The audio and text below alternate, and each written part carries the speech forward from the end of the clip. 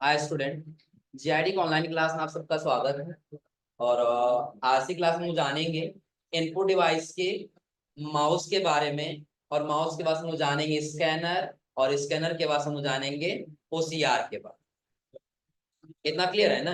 देखिए, सबसे पहले हम लोग जान लेते हैं किसके बारे में, माउस के बारे में, कि माउस क्या है और ये कैसे काम करता है। देखिए, सबसे पहले जो माउस हम बटन की बात करें तो 3 प्रकार के बटन होते हैं माउस। कितने प्रकार के? इसमें सबसे पहला दिया है कौन सा बटन? Left button. दूसरा कौन सा दिया है? Scroll wheel. और तीसरा दिया है कौन सा बटन? राइट। इतना क्लियर है ना? यानी कि याद रखिए, पिछली क्लास हम लोगों ने कवर किया था इनपुट डिवाइस में सारा कीबोर्ड का बटन। क्या कवर किए थे हम लोग? कीबोर्ड का बटन। यानी कि हम लोग लास्ट पढ़े थे कौन सा? Special keys. क्लियर है ना? और स्पेशल कीज के बाद से हम लोग का आता है कौन सा? माउस क्या है? तो जब हम यहाँ पे आएंगे दे रहा है क्या? The mouse is the most widely use pointing device. यानी कि माउस एक ऐसा डिवाइस है जिसका सबसे ज्यादा इस्तेमाल किया जाता है पॉइंटिंग के लिए। अब देखिए, कंप्यूटर में हम लोग कई सारी डिवाइसेस लगाते हैं। अगर ये एग्जाम्पल के तौर पे देखा जाए तो फिलहाल अभी 2 डिवाइस लगा हुआ है ना, कीबोर्ड और। तो जो हमारा कीबोर्ड है, कीबोर्ड लगा हुआ कहीं पता चल रहा है? स्क्रीन पे कहीं दिखाई दे रहा है कि आपका कीबोर्ड लगा हुआ है? लेकिन माउस लगा तो उसका पॉइंटर आपको दिखाई दे रहा है ना? इतना क्लियर है ना? जो यहाँ पे कह रहा है कि माउस सबसे व्यापक रूप से इस्तेमाल किया जाने वाला पॉइंटिंग डिवाइस है। और इसके नीचे कह रहा है क्या? As the mouse is move, its movement are क्या दिया? Mirrored by the on screen point. यानी कि अगर जो आप कंप्यूटर पे काम कर रहे हैं और जो माउस का कर्सर है मूव कराना चाहते हैं, यानी कि एक स्थान से दूसरे स्थान पर यदि आप लेके जाना चाहते हैं तो किसका इस्तेमाल करेंगे आप? माउस। अब उसके जस्ट नीचे दिया है four main function by mouse. यानी कि माउस का हम लोग यूज कर रहे हैं ना, उसके 4 मुख्य फंक्शन दिए गए होते। कितने फंक्शन दिए गए हैं? 4। जिसमें सबसे पहला क्या दिया है? क्लिक। दूसरा क्या दिया है? Double click. तीसरा राइट क्लिक। चौथा ड्रैग एंड ड्रॉप। अब देखिए, सबसे पहला दिया है क्लिक। और क्लिक में क्या दे रहा है? किसी ऑब्जेक्ट को क्या करने के लिए? सेलेक्ट करने के लिए। क्लिक कौन सा काम कह रहा है? किसी ऑब्जेक्ट को सेलेक्ट करने के लिए। और डबल क्लिक क्या कह रहा है? किसी ऑब्जेक्ट को ओपन करने। अब देखिए, अगर जो डेस्कटॉप पे आप आ जाइए, किस पे आ जाइए? डेस्कटॉप। सपोज करिए कि आप एक न्यू फोल्डर बना लिए। यहाँ नया फोल्डर बनाया हम लोग ने। कैसे बनाया था? माउस का राइट बटन पहले दबाए, और माउस का राइट बटन दबाने के बाद कहाँ चले गए? न्यू पे। और न्यू पे आने के बाद हम कहाँ पे आ गए? फोल्डर। हो जाएगा ना? अब जैसे हम फोल्डर पे क्लिक किए हैं, देखिए कि नया फोल्डर बन के आ जा रहा है ना। अब रही बात कि पहला या तो इस फोल्डर को सेलेक्ट करके आप डिलीट करिए, नहीं तो आप क्या करिए? ओपन करिए। 2 फंक्शन मिल सकता है ना? तो वहां पे सबसे पहला फंक्शन, यदि आप इसको सेलेक्ट करके डिलीट करना चाहते हैं तो पहले आप माउस का लेफ्ट बटन क्या करेंगे? क्लिक। हाँ, एक चीज सबसे इंपॉर्टेंट चीज याद रखिए। जैसे अगर हम लोग कहीं काम कर रहे हैं ना कंप्यूटर पे, तो जब आपको कहा जाए कि क्लिक करना है, क्या करना है? जैसे देखिए, माउस का इंस्ट्रक्शन हमने बताया आपको किस प्रकार से माउस का बटन, यही है ना? तो जो इधर वाला बटन, ये कौन सा बटन है? लेफ्ट। ये कौन सा है? राइट। और ये कौन सा है? Scroll wheel. ये कौन सा है? स्क्रॉल।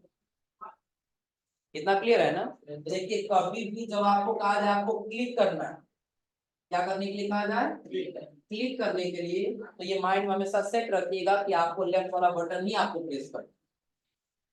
कौन सा बटन दबाना है? लेफ्ट वाला बटन।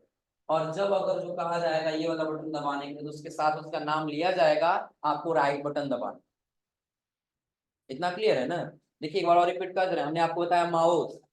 माउस एक पॉइंटिंग डिवाइस होता है। माउस क्या होता है? Pointing device. और इसमें कितने बटन लगाए गए होते हैं? 3। जैसे इसका स्ट्रक्चर दिया हुआ है, हमने कुछ ऐसे बनाया हुआ है यार।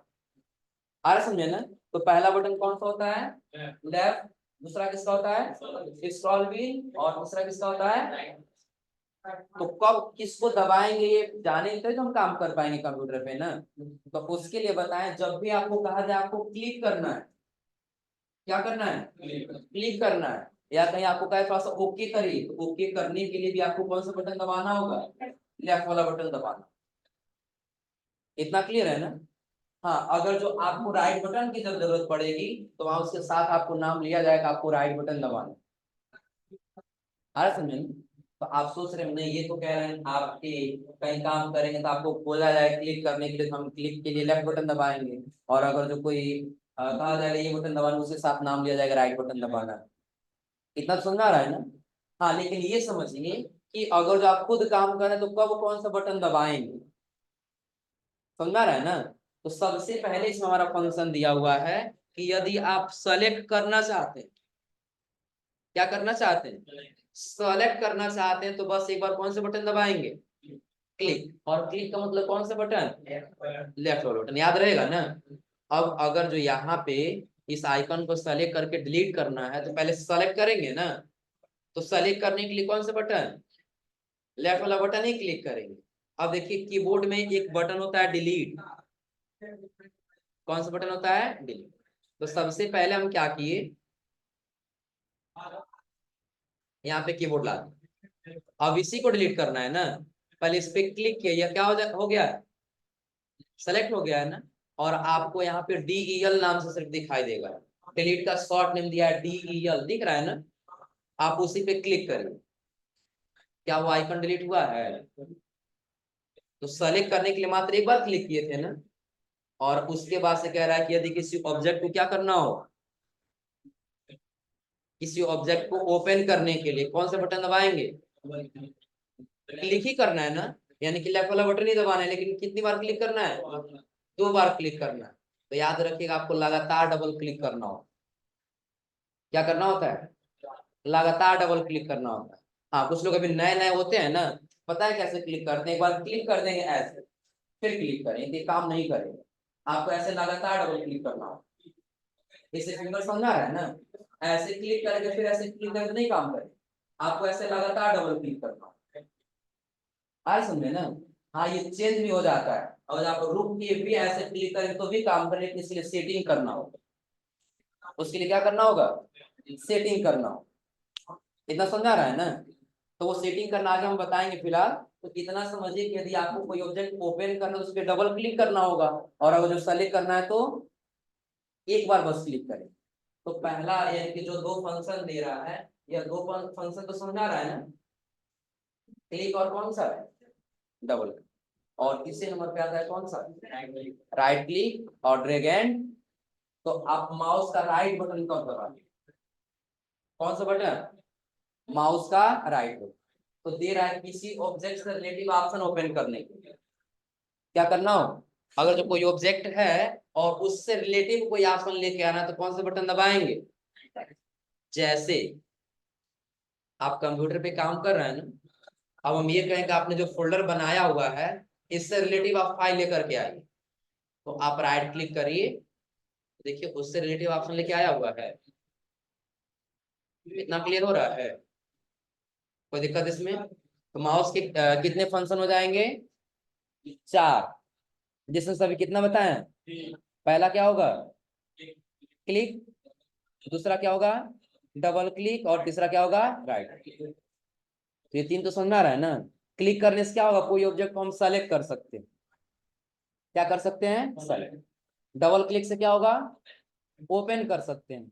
और उसको कह रहा है राइट क्लिक, राइट क्लिक से क्या कर सकते हैं हम लोग, अगर जो कोई ऑब्जेक्ट है, कोई आइकन है, तो उससे रिलेटिव ऑप्शन ओपन कर सकते हैं कि उस ऑब्जेक्ट को आप कट करना चाहते हैं, कॉपी पेस्ट, या फिर उसकी प्रॉपर्टी चेक करना चाहते हैं, हाइड करना चाहते हैं, कि जो आपको काम करना हो कौन से बटन से, राइट बटन। क्लियर है ना। अगेन रिपीट करें, समझ लीजिए कि सबसे पहले हम लोग पढ़ रहे थे कंप्यूटर चलाने जाएंगे तो माउस, क्या पढ़ रहे थे हम लोग, माउस। और कंप्यूटर में देखेंगे तो माउस इस टाइप से होता है, क्लियर है ना। और इसमें कितने बटन पाए जाएंगे, 3, लेफ्ट, स्क्रॉल व्हील और राइट। अब इन तीनों को मिला करके जो माउस का फंक्शन है वो 4 फंक्शन होता है।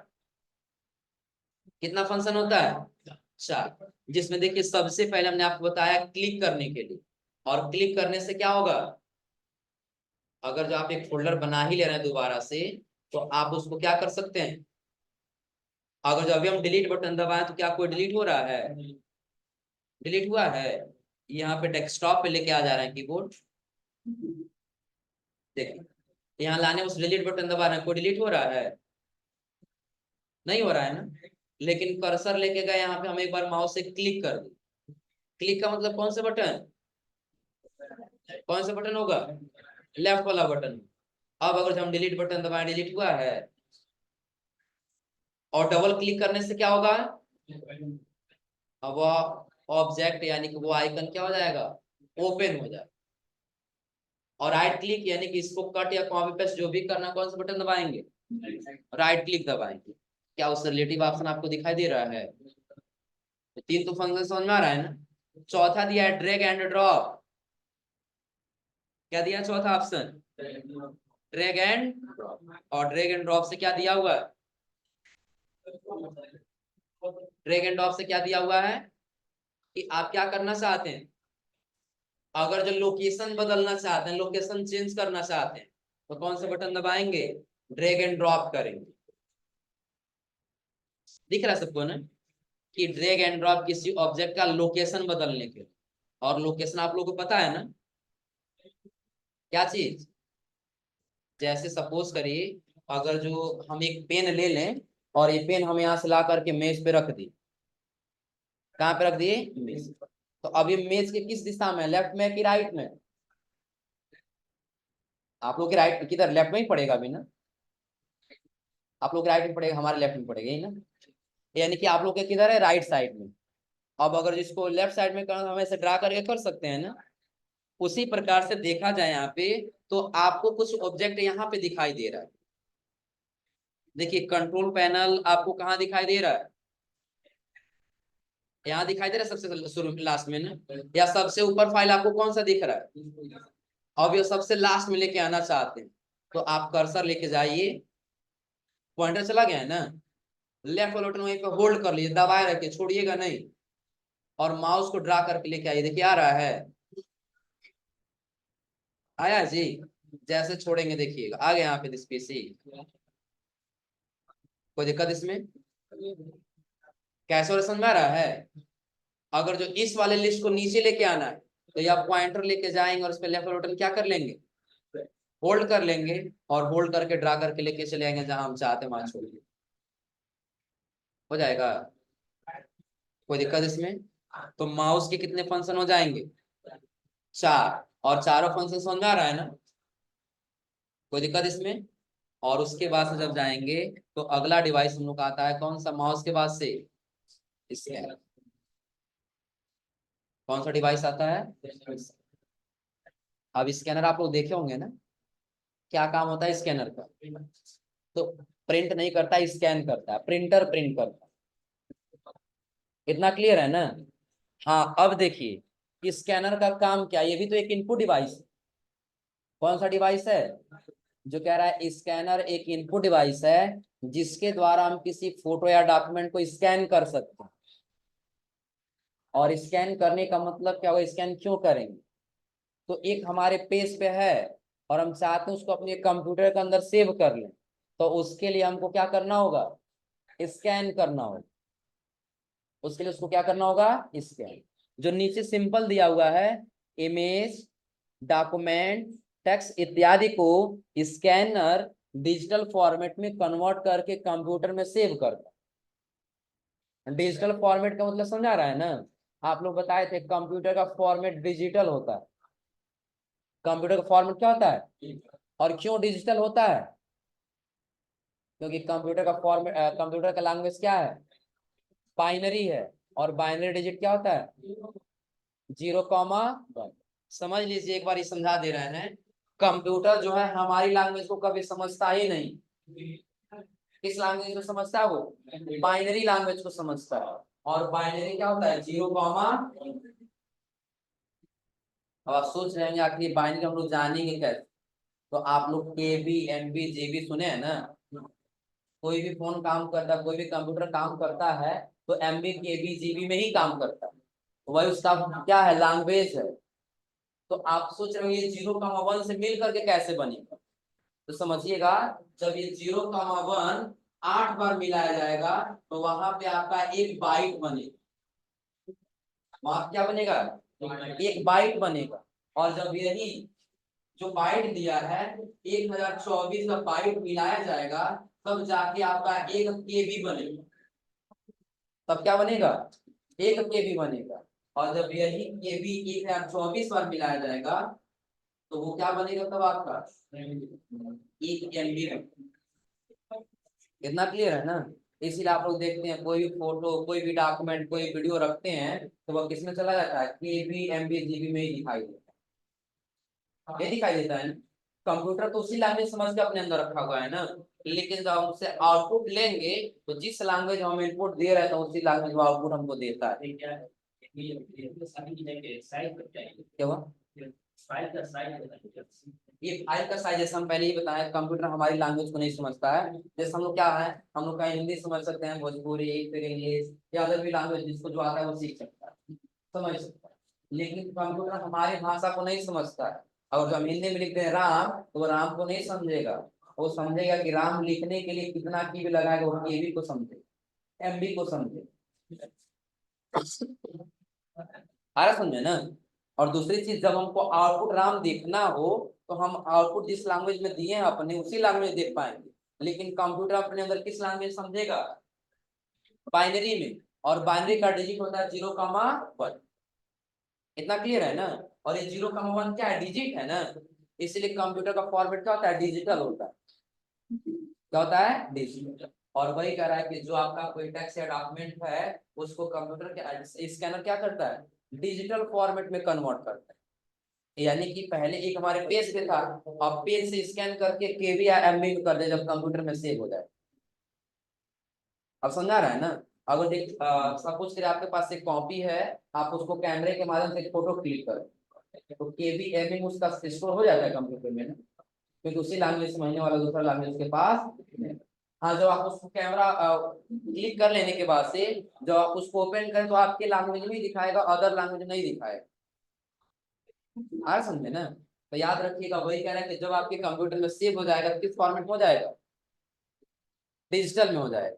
और उसी के जस्ट नीचे देखिए क्या कह रहा है, हार्ड कॉपी की पिक्चर, फोटो, टेक्स्ट ATC को सॉफ्ट कॉपी यानी कि डिजिटल फॉर्मेट में कन्वर्ट करो। अब यहाँ पे ध्यान से समझिएगा कि अगर जब आप एक फोटो कॉपी कराएं, क्या कराएं, फोटो कॉपी कराएं तो एक पेज पे है ना, किस पे है, पेज। तो जब तक एक पेज पे है तो वह आपका एक हार्ड फॉर्मेट में, किस फॉर्मेट में है, हार्ड फॉर्मेट में। अब जैसे हम इसको स्कैन करेंगे इस स्कैनर के माध्यम से और अपने कंप्यूटर के अंदर लाकर हम सेव कर लेंगे तो वह हो जाएगा सॉफ्ट फॉर्मेट। किस फॉर्मेट में, सॉफ्ट फॉर्मेट। या बिल्कुल सिंपल हम ये कह सकते हैं जब तक एक पेज के ऊपर देख रहे हैं तो उस पेज के ऊपर किस फॉर्मेट में है, हार्ड फॉर्मेट में। और जैसे हमारे कंप्यूटर का डिस्प्ले पे दिखाई देने लगेगा वह किस फॉर्मेट में हो जाएगा, शॉर्ट फॉर्मेट। वही कह रहे हैं यहाँ पे, वो क्या करता है, हार्ड कॉपी की पिक्चर हो या फिर फोटो या टेक्स्ट हो उसको सॉफ्ट कॉपी यानी कि डिजिटल डाटा में क्या करता है, कन्वर्ट कर देता है। तो ये इसके यहाँ तक समझ आ रहा है ना। और अगला कह रहा है इसका प्रयोग करके हम किसी भी डॉक्यूमेंट का इलेक्ट्रॉनिक वर्जन क्रिएट कर सकते हैं। इलेक्ट्रॉनिक वर्जन का मतलब समझ रहे हैं। आप सपोज करिए कि अभी हम एक पेज पे अपना सारा बायोडाटा लिख करके रखे हुए, किस पे लिख के रखे हैं, एक पेज पे। तो क्या इलेक्ट्रिसिटी अगर नहीं रहेगा तो हम लिख सकते हैं उसको, अगर इस टाइम हम कुछ लिख दिए लाइट नहीं, हम आसानी देख पाएंगे ना। लेकिन वही अपना बायोडाटा कंप्यूटर के अंदर सेव कर और उसमें इलेक्ट्रिसिटी देना बंद कर दे, क्या हम देख पाएंगे, दिखाई देगा उसमें। तो वही कहा, तो स्कैनर है किस वर्जन में कन्वर्ट कर देता है, इलेक्ट्रॉनिक वर्जन। माउस क्या है, स्कैनर क्या, ये दोनों क्लियर हो रहा है ना।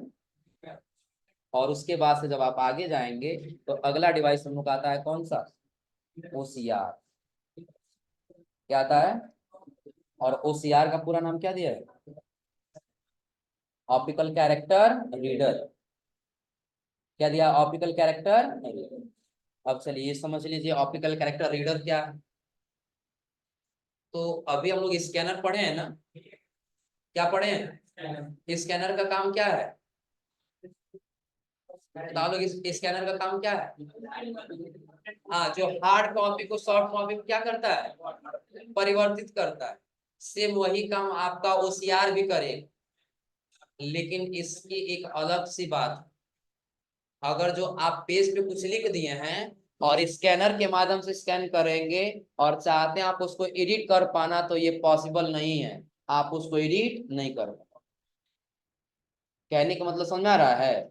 एग्जाम्पल के तौर पे आप एक पेज लीजिए और उस पेज पे आप कोई शब्द लिखे, आप अपना नाम ही लिख दीजिए, हाँ समझे ना, और स्कैनर के माध्यम से स्कैन करिए और कंप्यूटर में जब लेके जाइए तो आपको लग रहा है कि हमने श्याम नाम लिखा है तो श्याम का मीनिंग गलत है, उसको एडिट करके श्याम का नाम सही कर सकते, ये पॉसिबल नहीं। किसके माध्यम से, स्कैनर के माध्यम से पॉसिबल नहीं। किसके माध्यम से पॉसिबल होगा, ओसीआर के माध्यम से। ओसीआर का काम क्या है कि अगर जो आपका हार्ड कॉपी है, आप अपने पेन से इस पे लिखे हुए हैं, आप अपने कंप्यूटर के अंदर स्कैन कर लिए और आप उसको किसके माध्यम से स्कैन करेंगे, ओसीआर के माध्यम से स्कैन करेंगे। जब इसके माध्यम से स्कैन करेंगे ना, तो यह टेक्स्ट डाटा में कन्वर्ट कर देगा, इसमें टेक्स्ट डाटा में। और आप लोग नोटपैड पढ़े हैं ना, नोटपैड पिछली क्लास में आप लोग बताए थे ना, क्या होता है, टेक्स्ट फाइल ही होता है ना, जहां हम कोई टेक्स्ट लिख सकते हैं, उसको एडिट कर सकते हैं, तो उसी फाइल में कन्वर्ट कर देगा, जिसको बाद में यदि आप एडिट करना चाहते हो तो आसानी से कर सकते। कहाँ थे तुम अभी तक जी, कहाँ गए थे तुम, उसी दिन कह रहे थे हम चले गए थे मौसी के यहाँ, क्यों, इसीलिए इसमें से किसी को इनवाइट किए हो, फिर भी तुम वहां जा रहे हो ना, तुम्हारे मौसी घर लगभग तुम्हारा भी कहाँ है, मतलब सब कोई तुम्हारे मौसी के यहाँ ही है लोग ना, तो सारे दिन इनवाइट किए सब लोग आ जाइएगा हमारे यहाँ, बताओ। अरे जब किसी के यहाँ शादी पड़ता तो लोग इनवाइट करते हैं लोग ना, कोई दिक्कत नहीं, तुम्हारे मौसी घर यही, तुम्हारे घर भी वो तुम्हारे घर ही माना जाएगा ना, तब बताओ, बुलाना चाहिए तुमको ना, कोई बताओ किसने इनवाइट किया है, कैसे माना बताओ। अगर तुम मौसी के यहाँ गए, तुमको पता है तुम्हारा 3 बजे से क्लास है, तुमको ज्यादा ज्यादा 3 बज तक आ जाना चाहिए, तो इतना लेट करके आए, बैठ बैठ बैठ कार्ड लगाओ पहले, इतना क्लियर है ना। हाँ, ये बोल सकते हैं स्कैनर में, हाँ ये कह सकते हैं कि जो स्कैनर है, स्कैनर के एक एडवांस वर्जन क्या है, ओसीआर है।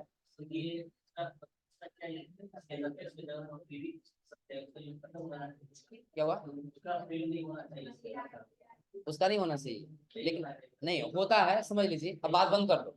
हाँ समझा दे, जैसे कि इसका भी यूज होता है और स्कैनर का भी यूज होता है। स्कैनर का यूज होता है ज्यादातर फोटो को स्कैन करने, इसको स्कैन करने के लिए फोटो, क्योंकि फोटो में कोई टेक्स्ट नहीं होता, उसको एडिट करने की आवश्यकता नहीं होती, हाँ समझे ना।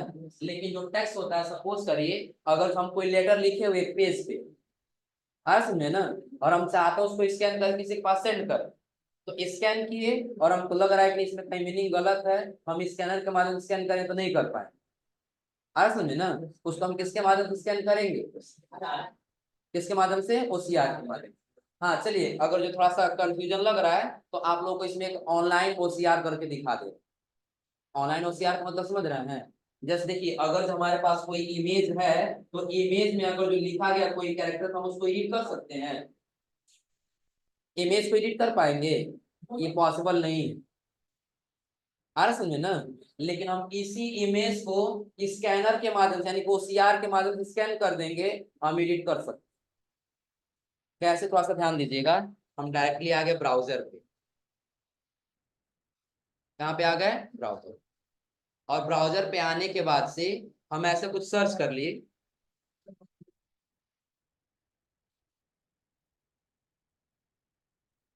अब देखिए इसमें आने के बाद फिर हम कहाँ पे आ गया, इमेज, और इसमें बहुत सारा इमेज दिया हुआ, कोई एक ले लेते, कौन सा ले, ये ले लिया जाए। चलिए राइट क्लिक किए, और राइट क्लिक करने के बाद कहाँ चले गए, सेव इमेज एज, इमेज के रूप में सेव कर रहे हैं ना, यानी कि डाउनलोड कर रहे हैं, और लोकेशन दे दिए कहाँ दिखना चाहिए, और डेस्कटॉप पे हम इसको क्या कर लिए, सेव कर, डेस्कटॉप पे सेव हो गया है ना। आप देखिए क्या करना क्या है, आप इसको ओपन करिए, और ओपन करने के बाद से इसमें जो लिखा गया कोई भी वर्ड आप इसमें चेंजिंग करना चाहते हैं, चेंज कर सकते हैं। उसको क्या करना पड़ेगा, स्कैन करना पड़ेगा ना। तो अभी अगर जब पेज में नहीं, हमारे कंप्यूटर में सेव है ना, हमारे पास वो सीआर डिवाइस में, तो हम ऑनलाइन यूज कर सकते हैं, ऑनलाइन भी इसके लिए सॉफ्टवेयर आता है। तो आप उसके लिए क्या करेंगे, तो आप सबसे पहले जाइए वहीं ब्राउजर पे, और यहाँ पे सर्च कर लीजिए ओसीआर, क्या सर्च कर लीजिए, तो आपको ऊपर सबसे पहले दिखाई दे रहा है फ्री ऑनलाइन ओसीआर, और इसमें क्या लिखा हुआ, इमेज टू टेक्स्ट, यानी कि यह इमेज से किस में कन्वर्ट कर देगा, टेक्स्ट। और आप लोगों को पता होगा जब टेक्स्ट में चला जाए तो आप टेक्स्ट में कुछ एडिट कर सकते हैं। तो हम इसी पहले वाले लिंक पे क्या कर दिए, तो जैसे क्लिक किए तो पूछ रहा है सेलेक्ट फाइल, कह रहा है ना, हम क्लिक करेंगे, और लोकेशन हम इमेज का कहाँ दिए हैं, डेस्कटॉप पे, और डेस्कटॉप पे जब नीचे आएंगे तो किस नाम से हम लोग सेव किए थे, ये वाला है ना, और सेलेक्ट करके इसको क्या कर लिया यहाँ से, जैसे ओपन पे आए हैं इसको टेक्स्ट फाइल में कन्वर्ट करना है ना, हम इसको सेलेक्ट करके किस में कर देंगे, टेक्स्ट, और फिर यहाँ से क्या कर लेंगे, थोड़ा सा देखिए वेट करना होगा, जैसे वेट करें तो डायरेक्टली कन्वर्ट करेगा किसमें, टेक्स्ट फाइल, और जब टेक्स्ट फाइल में चला जाता है आप इसको क्या कर सकते हैं, एडिट कर सकते हैं। इतना क्लियर है ना। अब देखिए, हाँ एक चीज यहाँ पे दे रहा है, कह रहा है टैक्स, यानी कि पहचान नहीं पा रहा टैक्स। अब समझ लीजिए क्यों पहचान नहीं पा रहा, जो हम लोग टैक्स लिखे लिए हुए हैं ना, इस टैक्स में थोड़ा सा फॉर्मेटिंग भी अलग है। देखिए इसको पूरा पूरा स्कैन नहीं कर पा रहा, इसका कलर अलग समझ रहा, और इसका कलर अलग, और इससे मैच कर जरा बैकग्राउंड से ये कलर ना, तो इसको स्कैन नहीं कर पाएगा क्योंकि सेम कलर मैच कर जा रहा है। हम लोग थोड़ा दूसरा इमेज तब ले लेते, ये वाला तब अलग है सबसे ना। हम इसी पे राइट क्लिक किए, और राइट क्लिक करने से कहाँ चले गए, दोबारा से इसको सेव कर ले रहे हैं, और हम आ गए डेस्कटॉप पे, और डेस्कटॉप पे आने के बाद क्या कर लिए, इससे हो गया है ना। हाँ लेकिन देखिए अभी ये काम नहीं, वहां अपलोड नहीं होगा, कहाँ पे अपलोड नहीं होगा, हाँ यहाँ ओसीआर में आने के बाद सेलेक्ट फाइल, और सेलेक्ट फाइल में आने के बाद से डेस्कटॉप पे, और डेस्कटॉप पे आने से यही वाला है ना, और हम क्या कर ले यहाँ से, यहाँ क्या दे रहा है, file, file type not allow, समझ लीजिएगा, क्योंकि यह सिर्फ पिक्चर में होना चाहिए, अदर फॉर्मेट में नहीं होना चाहिए। और पिक्चर का एक्सटेंशन होता है डॉट जेपीजी या जेपीईजी। पिछली क्लास में जब नोटपैड का एक्सटेंशन समझाए थे, उसमें आप लोग बताए थे ना, फोटो का क्या होता है, जेपीईजी होता है ना। तो चेक करने के लिए आप क्या करेंगे, तो सबसे पहले आप वो यही फोटो डाउनलोड किए हैं ना, तो राइट क्लिक करके आप प्रॉपर्टीज पे आ जाए, किस फॉर्मेट में है, दिखाई दे रहा है, JFIF में है ना, यानी कि आप पिक्चर फॉर्मेट में नहीं है, तो कन्वर्ट करना होगा, तो उसके लिए आसान यही है कि आप राइट क्लिक करिए इसी पे, और चले जाएंगे कहाँ पे, ओपन विथ, फिर किसमें, फोटोज में नहीं, पेंट में आपको आना, किसमें आना है, पेंट में। आप पेंट में हम इसलिए जा रहे हैं ताकि GIF से कन्वर्ट कर सके किसमें, जेपीईजी में। हम जब फाइल पे जाएंगे तो आपको दिखाई देगा क्या, तो यहाँ जेपीईजी दिख रहा है, क्लिक करिए। अब सेव ये भी होगा वहीं पे डेस्कटॉप पे, और इसका नाम भी यही रहने दी, या इसका नाम 11 कर देना ताकि पहचान में आ सके, 1111। फिर क्या कर लिए यहाँ से, तो अब आपको देखिए अगर राइट क्लिक कर रहे हैं और प्रॉपर्टीज में जा रहे हैं तो किस फॉर्मेट में ये आया हुआ है, जेपीजी में आया हुआ है ना, दिख रहा है ना। तो चेंज करने के लिए क्या किए, कुछ समझ में आ रहा है। सबसे पहले जो फोटो हमारा GIF में था, हम उस पर क्या किए हैं, राइट क्लिक किए हैं, और राइट क्लिक करना, किस में चले गए, ओपन विथ के बाद से, और पेंट में जाना उसको कुछ करना ही नहीं, बस आपको किस में आना है, फिर कहाँ आना है, किस में सेव कर लेना है, सेव हो जाएगा ना। अब ये सेव करने के बाद से अब आपको आ जाना वही OCR वाले, ये वाला OCR है ना। अब हम लोग उस फाइल का क्या नाम दे जो दोबारा सेव एज किए उसका, यही है ना। यहाँ से क्या कर लिए, टेक्स्ट प्लेन रख के, और यहाँ से क्या कर लिए, तो वेट कर ले, क्या हुआ, हो जाएगा इतना ना, वेट कर लो, कितना सेकंड हो। देखो पहले ये लिखा गया था, nothing is impossible the world. अब यदि इसमें कुछ मीनिंग आपको एडिट करना है तो एडिट कर ले जाएंगे, ये लिखा हुआ है ना। अगर यहाँ से कोई मीनिंग हटाना है तो हटा सकते हैं ना, कोई दूसरा टाइप करना टाइप कर सकते हैं ना, हो जाएगा। इतना क्लियर हो रहा है ना। हाँ अब इतना समझ, हम लोग OCR पढ़ रहे हैं तो OCR का पूरा नाम क्या होगा, ऑप्टिकल कैरेक्टर रीडर। यानी कि वो कुछ ऐसे कैरेक्टर को स्कैन करेगा जिसको बाद में क्या किया जा सकता है, एडिट किया जा सकता है। तो हमने आपको एक एग्जांपल ऐसे बता दिया कि हमारे पास अगर जो कोई एक पेज पे इमेज नहीं है, हमारे पास OCR डिवाइस नहीं है, तो आप एक कोई इमेज डाउनलोड कर लीजिए, पिक्चर में आ जाएगा, और उस पिक्चर पे जो टेक्स्ट लिखा आप उसको क्या करना चाहते हैं, एडिट करना चाहते हैं, तो उसके लिए बताएं आप ब्राउजर पे क्या सर्च कर लीजिए, OCR सर्च कर लीजिए, और वो स्कैन करके और कन्वर्ट कर दे किसमें, OCR फाइल, यानी कि टेक्स्ट में आप आसानी से एडिट कर सकते, हो जाएगा। तो अब यहाँ तक समझने में यदि आप लोग कोई दिक्कत फिर पूछ लीजिए, कोई दिक्कत नहीं यहाँ तक ना। तो यहाँ तक आज आप लोग पढ़ करके आइए लोग। हाँ, और रही बात इसको लिखवाने की, तो आप लोग नोट्स में देखिए, आप लोग CCC का बुक्स दिया गया है ना, बेसिक वाला, उसमें देखिएगा सबके बारे में दिया हुआ है, आ रहा समझ में ना। तो आप लोग वहां से पढ़ करके आइएगा, और पहले अगली क्लास में पूछेंगे तब जाके आगे बताएंगे आप लोग, क्लियर है ना।